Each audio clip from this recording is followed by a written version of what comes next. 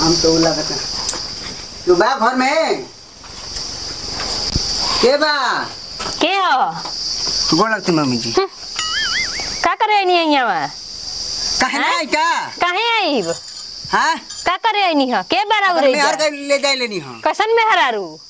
देखी तो रोवा ढेर औत करते नहीं रोवा तो जे मेरा रो दुख में रहते मेरा ना लोकत रहे का दुख में बड़ी हम लिया तीन पर या गुनी लिया हमर लड़की के लड़का होके के बटे हैं ओई तरह पेट दुखात रहता ओई तरह करत रहते तार माई नहीं खी कहां बड़ी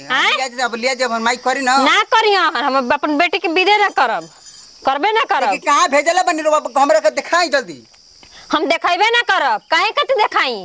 ओकर आंखी से दूर रही और ओकरा से दूर रही जितने दूर रहबो तने वो खातिर बढ़िया रही माने हम तब काहे के बियाह करनी जब दे छूट जाई त लिया के जाइब लेकिन अपन दुख में अपन लड़की के हम नहीं देख सकत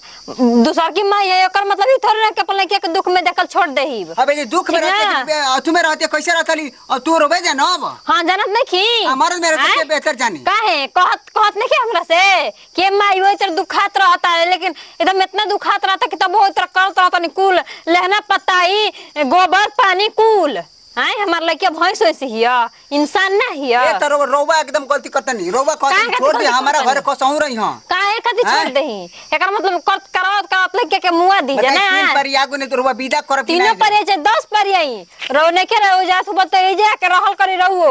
ठीक ना लेकिन जल अपन लड़की के देह ना छुटी तले विदा ना करब एगो बात याद रख हमर घरवा काम नहीं के कमुआ के घरदम दा बनी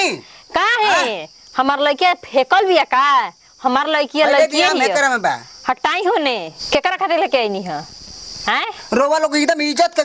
तनको रखी दे हमरा के जहां तक एकदम अथु बनले पंजाब उछाड़ू दी इज्जत दी दे तनी इज्जत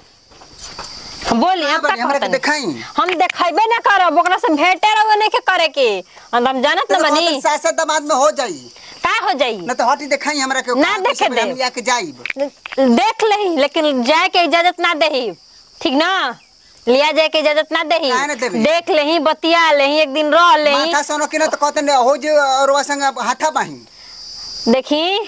दामाद है तो ऐसे गुना तो इतना सास हो तो सास ने रह हमार बेटा बोले ना मार थप्पड़ मुंह फोड़ देती समझ गई ना ओ जो हमर भाई बलू सासू भाई बलू सासू हो सासू कर के लखना जा दे माओ आ दुखला बुझाता लो का बुझली जंदर कम बनी तू कम बनी हां चाहता कि भाई बलू तू कर माई में भाई बलू मैं मर गनी मार सास के आ दुखला या अरे मुसहारा करिया टप्पी ले बाप विदा करतनी दोगला लपेट ना बेटी कर थक बजा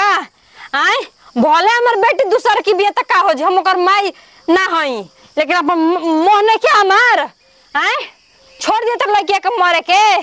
दोगलू मार के गोइल है अब तो चल ये अगली बात ना तार धुन देने तो फिर से बात का आवे दतनी उनकरा के तब देखता